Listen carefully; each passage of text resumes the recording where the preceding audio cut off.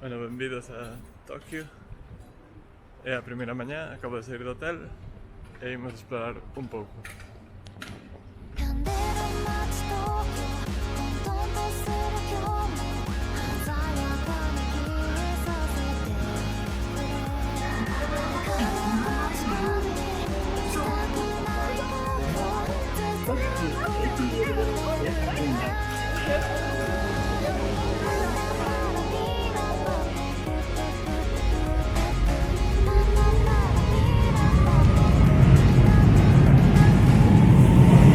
O metro...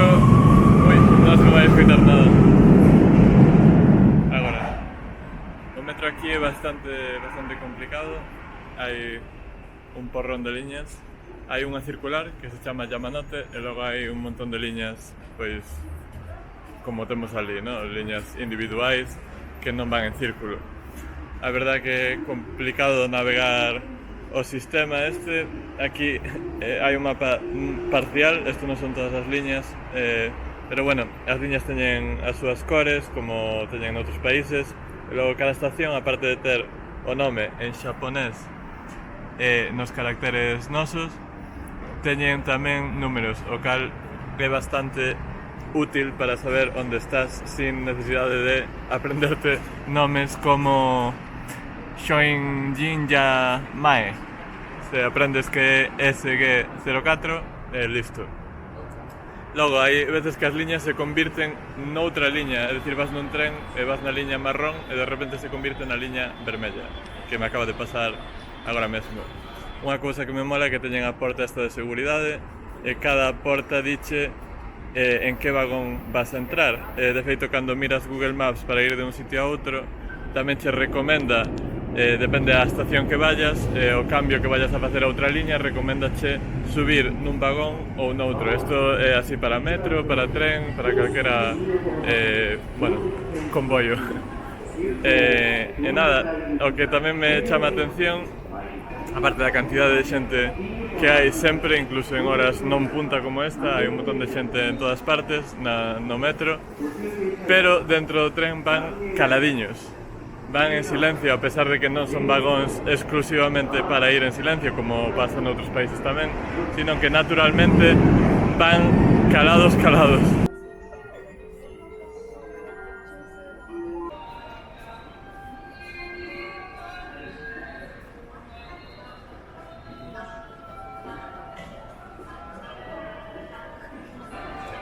Realmente sería bastante difícil aprender como pagar polo metro e polo tren, porque hai, aparte de haber un montón de líneas, son varias compañías que operan as diferentes liñas.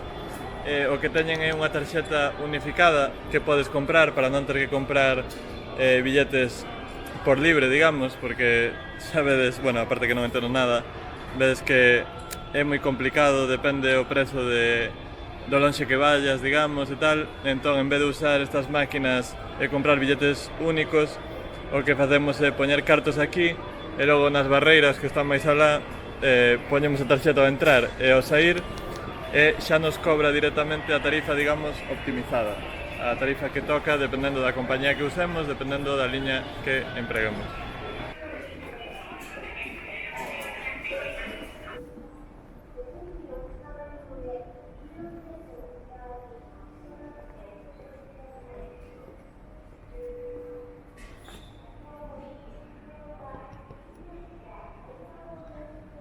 É que non hai que esperar nin a estar dentro do metro para ver o silencioso que é todo.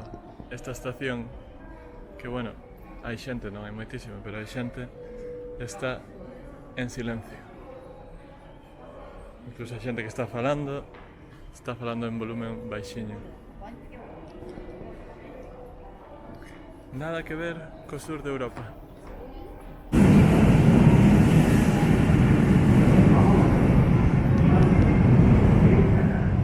E agora vou botar un vistazo a un canal que hai aquí al lado, a ver se vexo algúns cereixos en flor. Sakura!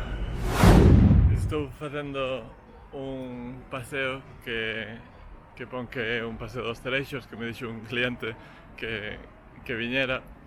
Estaba un pouco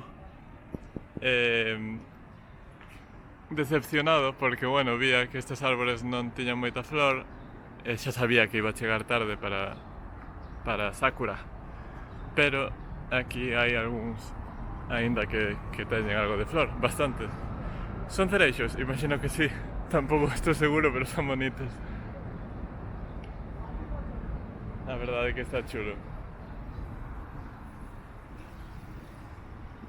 Imagino que no pico da floración isto estaría moi bonito, porque mira cantos árbores hai en todo este paseo. Estamos no centro, acabo de sair de unha rúa super concurrida e de repente hai paz e tranquilidade. Aquí hai unhas rapazas que van sacar a foto de rigor para Instagram. Levo media hora ou máis con isto na man porque non hai ningunha basura. É algo que xa lera, pero non me acordei cando pedín este té. Estou como un parvo agarrando do plástico, non trouxe ninguna bolsa e non hai unha basura en ningún sitio, nin nas estacións, nin nada. Unha cousa que me chama a atención é a cantidade de bicis que hai. Non me imaginaba que en Tokio houbera tanta xente en bicicleta en todas partes, xente maior, xente xoven, de todo. Con bicis eléctricas tamén, pero sobre todo bicis a antiga usanza. Bueno, agora xa temos bastante expectación aquí. Uns chaman a outros. Eu vou seguir paseando a ver que me atopo.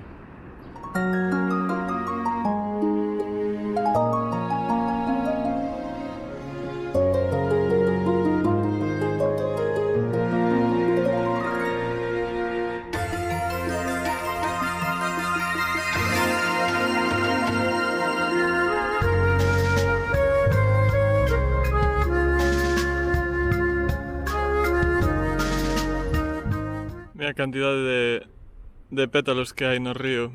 Isto tivo que estar precioso. Este paseo é como que é o que puido ser e non foi. O que puido ser se chegara unha semana ou dúas antes. Pero ainda así está moi bonito, merece a pena. É moi tranquilo. É importante non te tires ao río, é o que pon aquí. O nivel sube moi rapidamente cando chove ríos augas arriba.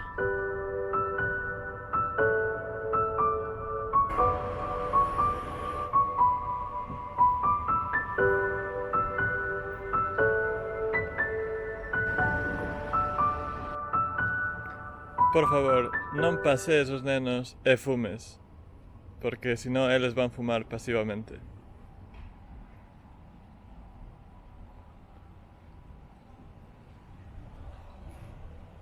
Ves?